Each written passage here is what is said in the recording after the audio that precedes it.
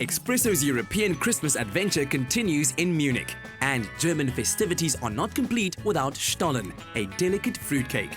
We had a peek into the kitchen of the master bakers of Hoflinger Bakery, where a third generation practices their craft.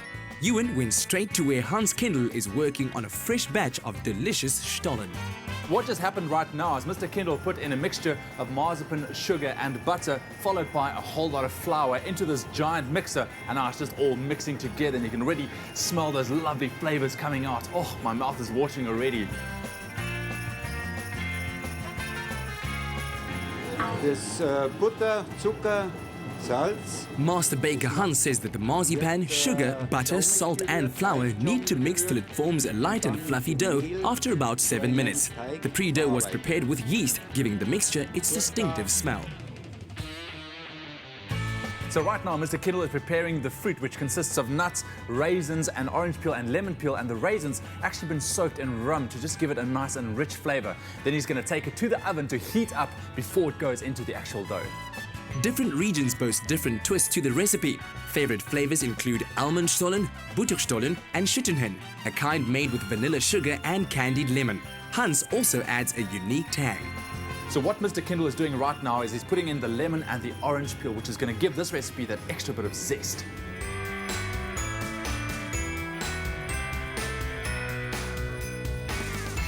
The smell coming out of this mixer is incredible. You can definitely smell that rum coming out because the raisins has been soaked in it, and as it mixes, the raisins are crushed, and that's what releases that smell.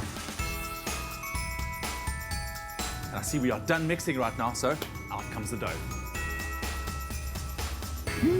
Look at that.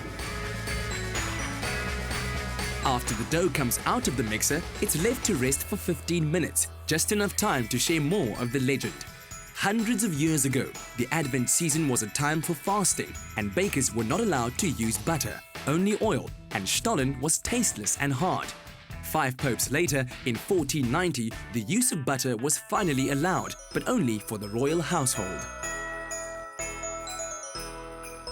The traditional Stollen recipe has been around for over 600 years. It's almost in the baker's blood. And you can see Mr. Kindle has been doing it for a very long time. He almost doesn't even need to weigh these portions. That's how good he is. Traditionally, its shape is supposed to resemble the Christ child wrapped in a blanket.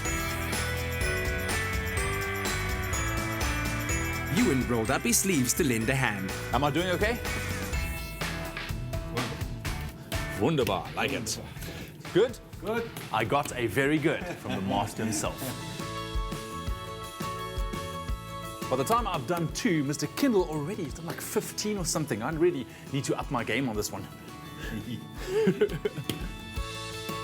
In Germany, Stollen is only eaten during Christmas time, and the first bite is greatly anticipated as it marks the beginning of the festive season. Those with a very sweet tooth place marzipan at the center of the dough. After all the preparation, finally the Stollen is ready to go into the oven. Keep in mind, that's not the end of the process. After it's baked, the cake is tightly wrapped in foil and kept for 2 to 3 weeks to ripen. Perfect, and now the Stollen bakes for 60 minutes on 190 degrees Celsius. Luckily, Master Baker Hans had some ready for Ewan to taste. Our globe-trotting friend is about to understand why this recipe was carried through the centuries. Thank you, Mr. Kindle. So after all of that hard work, this is the final product. Oh, wunderbar. Ewan's trip to Germany was organized by Pen Travel, offering great packages to make your holiday extra special. Go to pentravel.co.za for more special offers. Travel in award-winning style with SAA, now with daily flights to Munich and Frankfurt. Visit flysa.com to book. South African Airways, Africa's most awarded airline.